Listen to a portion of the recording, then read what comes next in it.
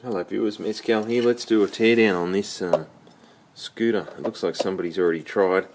These screws are a little bit loose.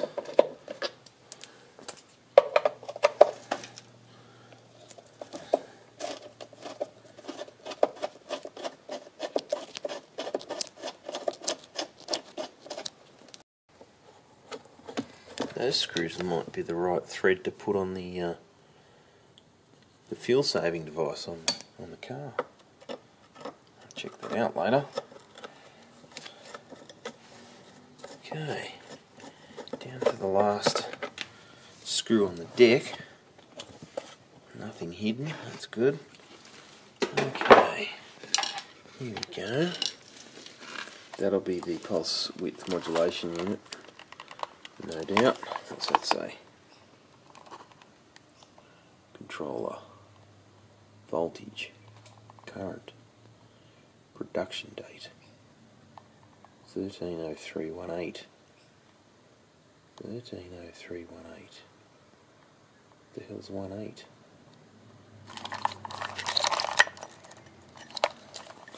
So in my experience, every time you get one of these cells will be cactus.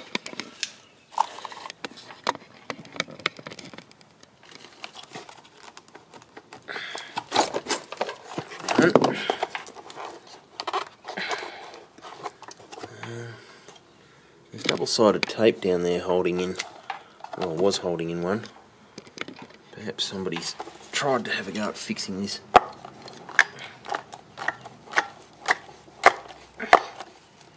It's a matter of getting under that other one there and levering the glue off. I mean the double-sided tape. Come on. And I've gone straight through the plastic. Not very good plastic then if it can go through like that. This tray come out, does it?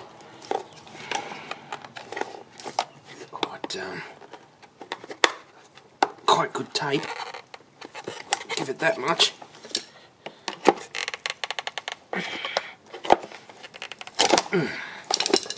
Okay, 2 batteries out. We'll get a multimeter and we'll see if these have failed. Bit of hot glue on there to protect the terminals from shorting. You can see these are built with a throwaway in mind, otherwise they'd have a tab there where you could remove the battery and put a new battery in. Okay, so what are they? 4 amp hour, 4.5 amp hours, 4.5. Let's see what the voltage is.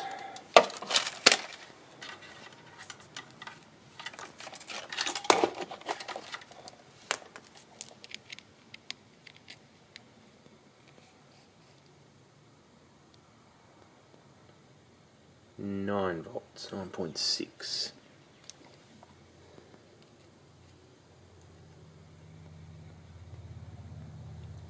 Volts. Right, where the millivolts? There you go. So that's the dead cell.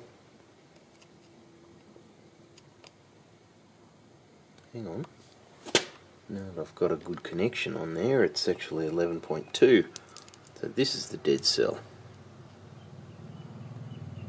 Anytime a lead acid battery goes under 10.8 volts, you're in the sulfation zone.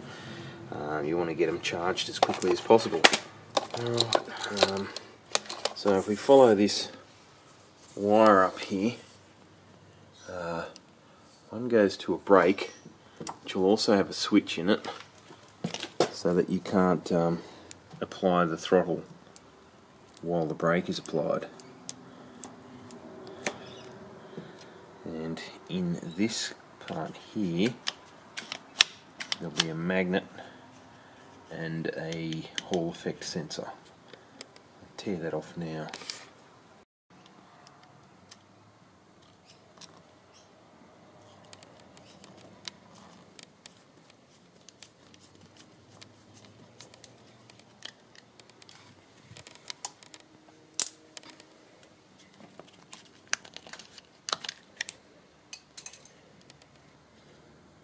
There's the 3 wires.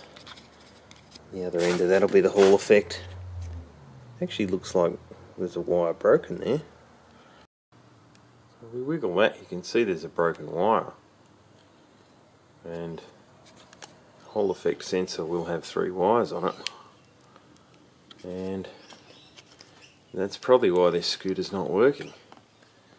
So, you know, if you think about cable strain and how to avoid it, this failure could have been avoided with more, you know, structural integrity of this part here, thicker plastic, and even some sort of stopper so that you can't put strain on this cable. There's nothing more annoying than the use of different fasteners in a build. So I've got to swap out to a Torx to remove this up in here.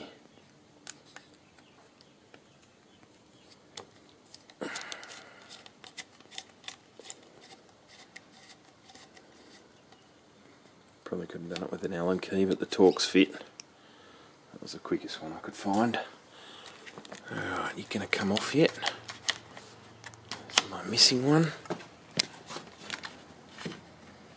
Alright, there we go. And we're free.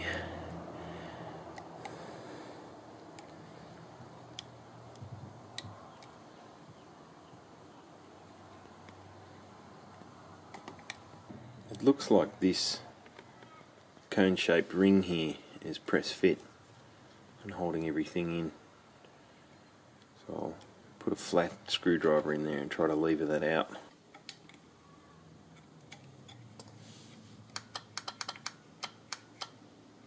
One connection missing, we've still got the relay kicking in.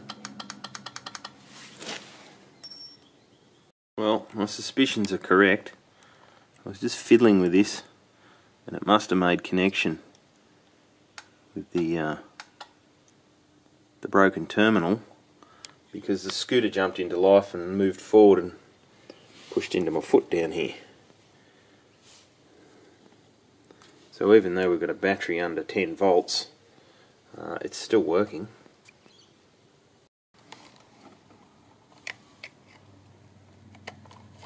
Let's look at the controller.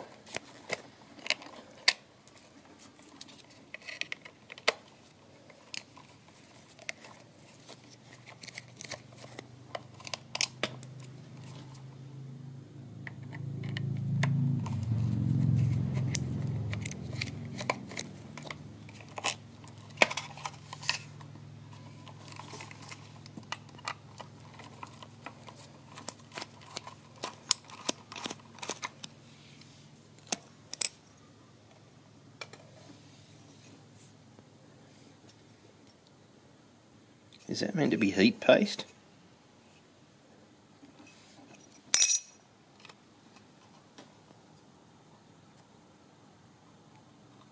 Yep. They'll most likely be fits.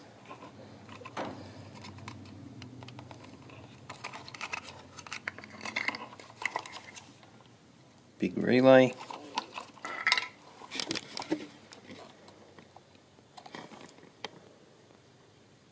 Chip's probably controlling the pulse width modulation.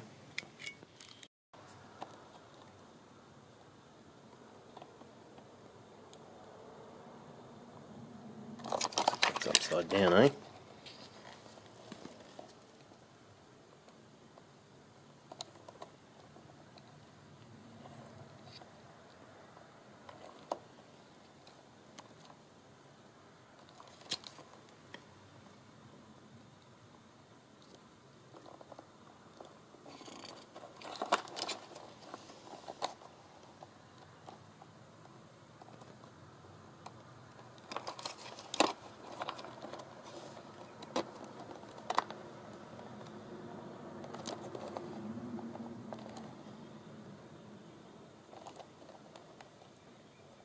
They're the same?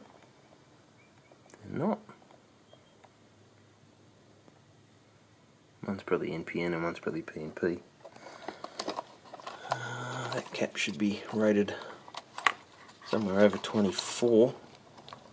Yeah, 50 volts. 100-watt motor. Comes out to a pulley belt system. Brakes are notoriously cheap and nasty on these. I'm pulling the lever up here.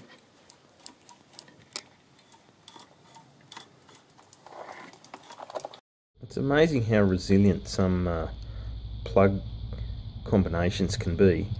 This here looks like it would be fairly easy to separate. There's a little spring clip there that locates into that. So when they're pushed together, it's quite easy to drop it down, drop the catch down.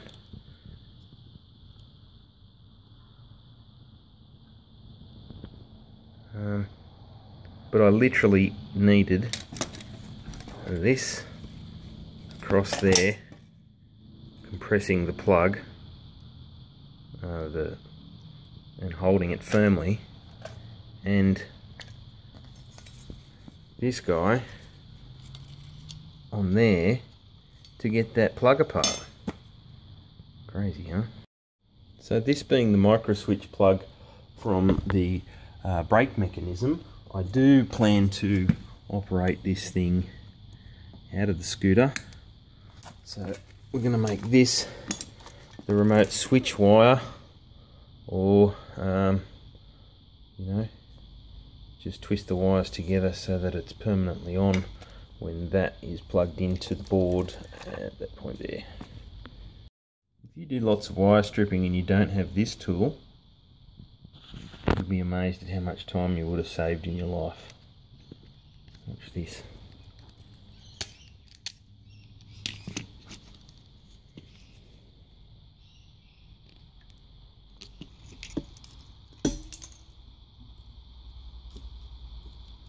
So there's the magnet.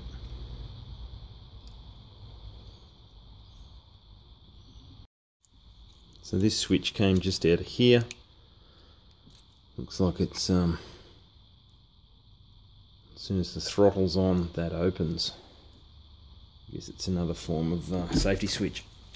So here's the part with the Hall effect. Get that out of there. There's it bonded in. You can see the numbers.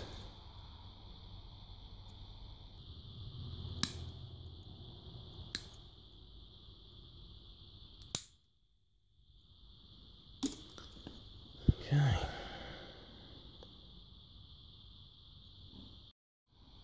There's a Hall effect sensor.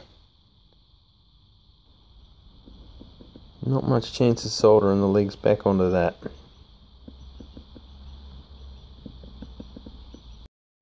So how this works is your Hall effect sits over this, and when you pull the throttle, it moves the north to south or south to north, whichever way the polarity on this magnet is. If you feel it out with a piece of steel, you can feel it's very strong at one end, nothing in the middle, and strong again on the other end.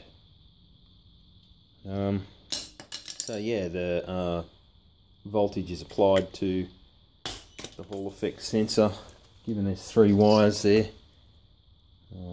red and black, obviously positive, negative, and then the green being the signal wire. Yeah, that tells the pulse how long to be on for to drive the motor. So there it is, all laid out. Batteries in series, 12 volts, gives you 24. Comes down here through a circuit breaker. These things are just a bimetal strip that heats up and then trips out when it's too hot. They do fail over time as well, so you need to be careful of that. Power switch, lights the LED. This little bit of power comes through here into the board that's driving, probably making power for this guy, because you've got heavier current cables coming through on these big rails coming out of the FETs. There's your charge plug. That is looks like it's straight across a diode or something. There's no charge circuit to it. You can tell that because the input voltage for the charger is described as being 28.8 volts. So that's the right kind of voltage to be charging 24 volts of lead acid. There's your brake lever kill switch, accelerator switch, reed switch connections off to the magnet. That's it. I'm thinking of putting this down to a hydroxy cell instead of the motor. It'd be very easy to adjust the amount of power going into a cell in a car if you built that onto the throttle body, where you've got the movement on the butterfly valve, and that could, you know, just sit at an idle level, and when you throttle up, gas comes on. Anyway, there's the teardown on the scooter. Thanks for watching. Don't forget to rate and subscribe if you haven't already. Cheers.